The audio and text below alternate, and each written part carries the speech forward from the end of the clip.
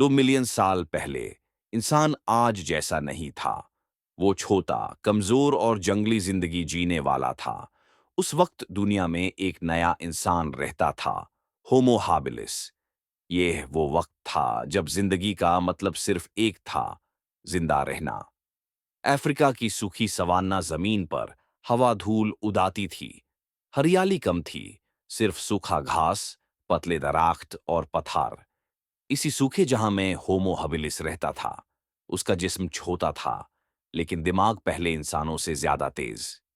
वो पत्थर से औजार बनाता और छोटे जानवरों का शिकार करता।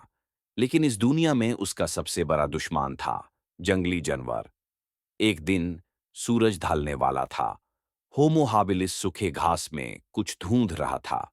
तभी दूर से एक दहाड़ गूंजी, धरती हिला देने वाली दहाड़। वो एक लायन था, सवान्ना का असल राजा। लायन की आंखें अंधेरों में चमक रही थी। होमो हबिलिस का दिल तेज धड़कने लगा, क्योंकि उसने पहले भी शेरों को इंसान फाड़ते देखा था। होमो हाबिलिस ने अपना भाला, एक लाकड़ी का स्पीर, मजबूती से पकड़ा। उसके हाथ कांप रहे थे, लेकिन जिंदगी की जंग लाड़नी थी। उसके पीछे सिर्फ खुला सवन्ना था, छुपने की कोई जगह नहीं थी। उसने अपनी पूरी ताकत थी कि और लायन की तरफ घुर कर देखा। लायन दहाड़ता हुआ आगे बढ़ा। धूल हवा में उड़ने लगी। एक पल के लिए समय रुक गया। फिर होमो हाबिलिस ने अपना स्पीर उठाया और जोर से लायन की तरफ फेंका। स्पीर लायन की तरफ गया, लेकिन वो उसके कंधे को बस खुराच कर निकाल गया। लायन और भी गुस्से में दहाड़ता हुआ आगे भागा। होमो हबिलिस ने भागना शुरू किया। उसके पांव सूखे घास में उलझ रहे थे, लेकिन वो रुक नहीं सकता था। ये पाल उसकी जिंदगी और मौत का फैसला करने वाला था।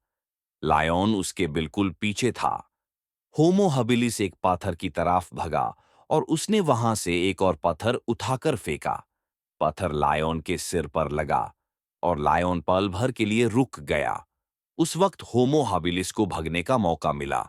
उसने अपनी पूरी ताकत से दौड़ लगाई और घास के जंगल के अंदर छुप गया। उस दिन होमो हाबिलिस बच गया, लेकिन यह जंग हर दिन चलती थी। कभी जानवर इंसान को मार देते और कभी इंसान अपनी चालाकियों से बच जाता। ये कहानी हमें यह याद दिलाती है कि हम इंसान अपनी जिंदगी के लिए हमेशा जंग लड़ते आए हैं। सोचो, अगर आप उन दिनों में होते जब लियोन आपके सामने दहाड़ रहा होता, तो क्या आप भी जिंदा बच पाते?